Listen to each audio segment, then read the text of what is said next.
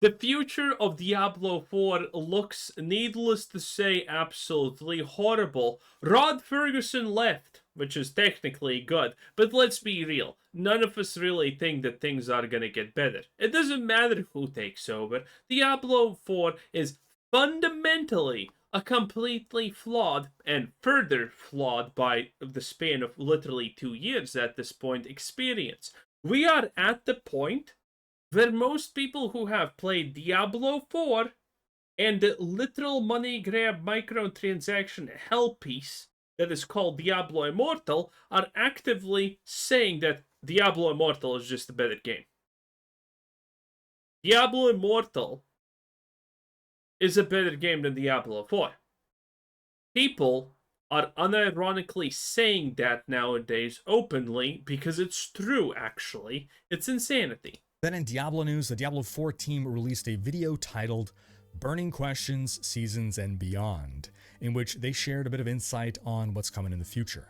Throughout the Q&A, they said that their goal is not to have blue or yellow items drop at all.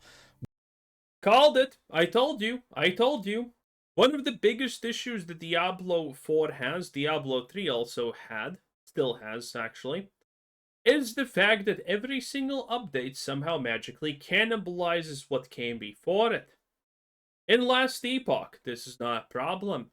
In Path of Exile, sure, things get a little bit weaker and less useful with time, maybe because of power creep, but it's still not an issue. In Diablo 4, we have literally updates that completely erase the need for things. May I remind you, herbs. Remember when you needed to actually farm specific herbs to get upgrades, mine ores, and things like that because it mattered? Each region had its own unique type of thing. And then one patch, they just completely deleted all of that. Well, actually, it's still there in the game under the name herbs, I think, or something like that. And it's a completely no one cares number that never affects you in the game ever. Same with gold. Same with jewelry sockets, splinter shards, or whatever they're called. Same with yellow crafting materials. Same with literally everything in the game. Every patch, something just gets made redundant and completely useless. I'm honestly surprised that white and blue and yellow items survived that long, because the reality is, by the way, also, legendaries are not even going to survive that long. Because in this game, only the peak of anything matters. Leveling doesn't matter, Torment 1 doesn't matter, Torment 2 doesn't matter, Torment 4 or whichever is the highest Torment, I have honestly already forgot. That's all that matters. Anything until that point is just an annoyance, honestly. It doesn't matter, it will never matter, and no one gives a shit about it. That's the reality of the situation, and there's honestly nothing else to be even said about that. Once you are in Torment difficulty. While this is mostly the case currently, there are still situations where blues and yellows do drop, and now we pretty much have solid confirmation that there are no plans to have blues and yellows play any role in the endgame in Diablo 4. Then they share this Venn diagram of monster drops. They basically want to differentiate out lair boss drops a bit more. So currently Duriel and Daryl and Harbinger, they'll have the same loot table, but in the future you'll want to target farm one of these preferentially to go for a specific drop. There are effectively, this doesn't fucking matter. Okay, the boss mechanics don't matter. Not the boss mechanics of the bosses, but this farming system is useless. Because from every activity you get something that's going to make you summon a boss, and the reality is no one actually farms like a boss specifically, so it's useless. Also, Andariel, Duriel, and everything else, and I haven't actually even done the dog a single time. I'm probably never actually installing Diablo 4 again at this point. It doesn't matter. None of these things matter. You're not farming anything specifically because everything already rewards everything. And unless you're farming Belial, honestly, there's no point in farming everything. Because again, the only thing in Diablo 4 that matters is the best thing that you can do and do. Because everything below that is useless. That's just the reality. So, them giving Duriel unique drops that only he drops, they don't fucking matter. They don't matter. If you do this, people are gonna get pissed. We already had this situation. People got pissed because in Diablo 4, no one wants to spend time actually farming anything. In Diablo 4, everything needs to be for free, instant, and that's it. And if it's not like that, people are gonna complain.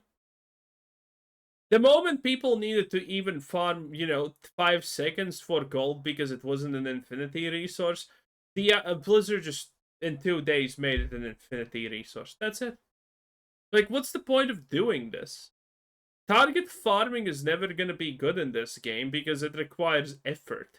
And not even a lot of effort, it just requires slight effort, I guess.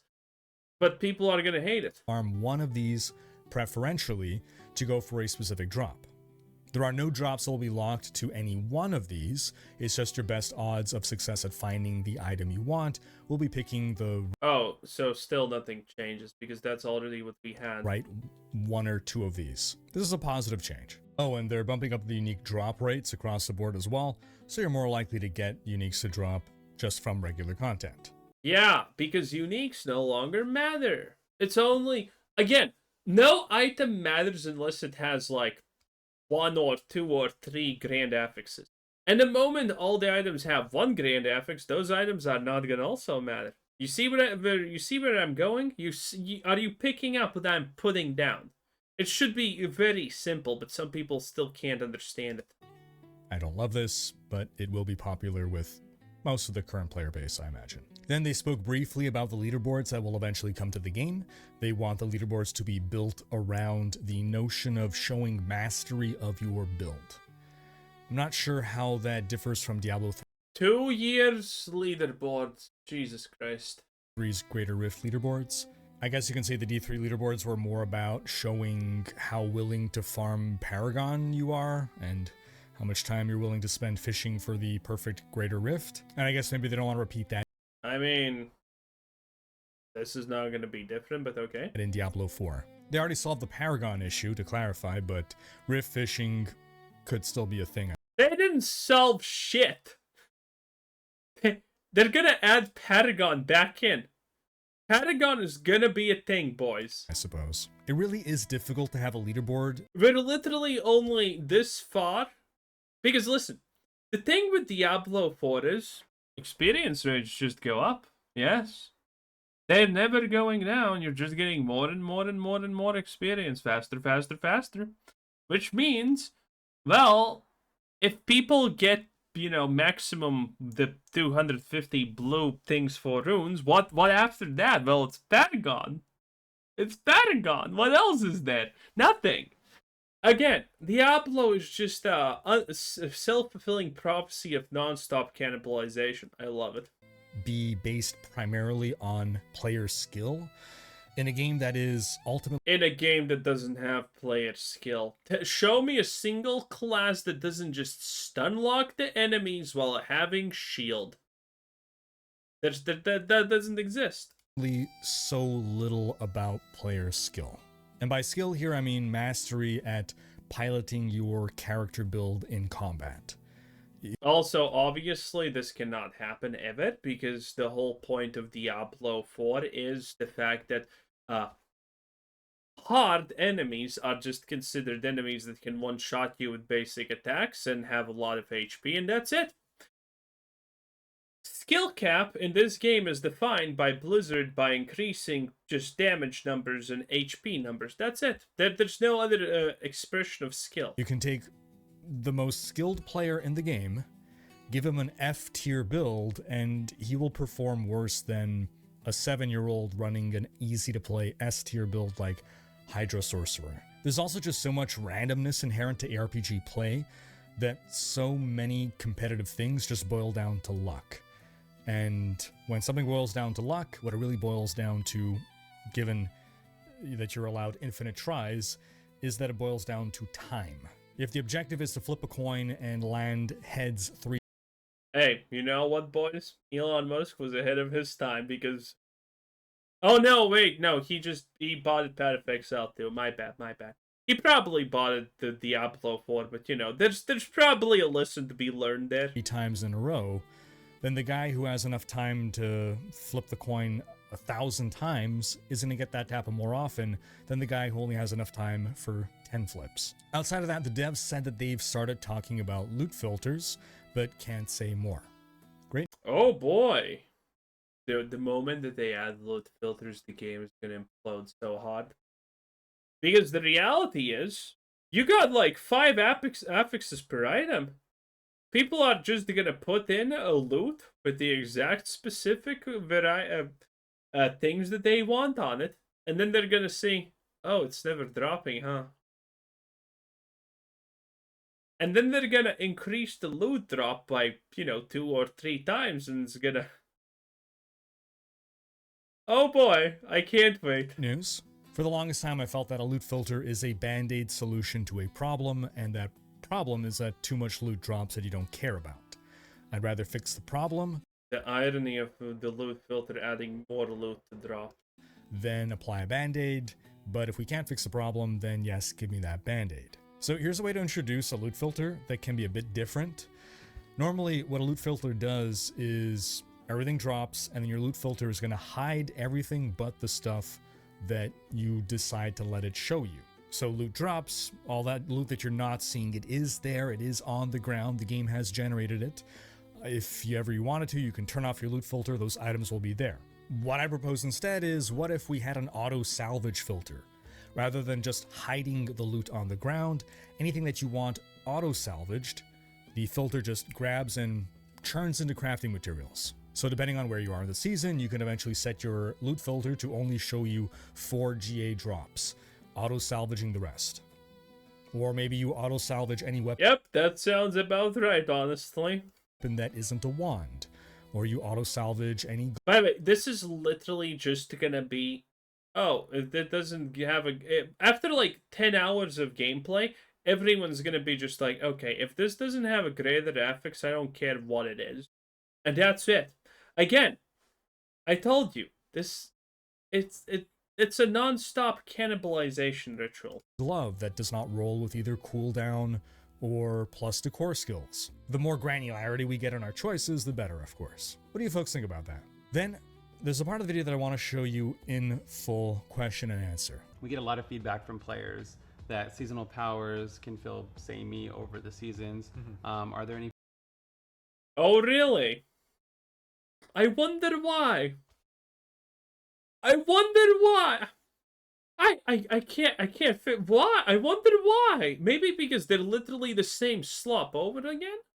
No. That can't be it. plans to maybe make things feel a little bit more fresh going forward? Yeah, I'd love to talk about this. You know, when you think about your player class and your build, I kind of think of it like a cake, right? You've got like your base skills, then like your legendary. Whenever a developer says, "Okay, listen, I want you to think of the game as a giant cake," I'm checking out, boys. Listen, I'm just fucking checking out already. Whoever's saying that is retarded. They completely have... I don't even need to hear what they say. I'm automatically assuming that they're completely clueless about what even the problem is.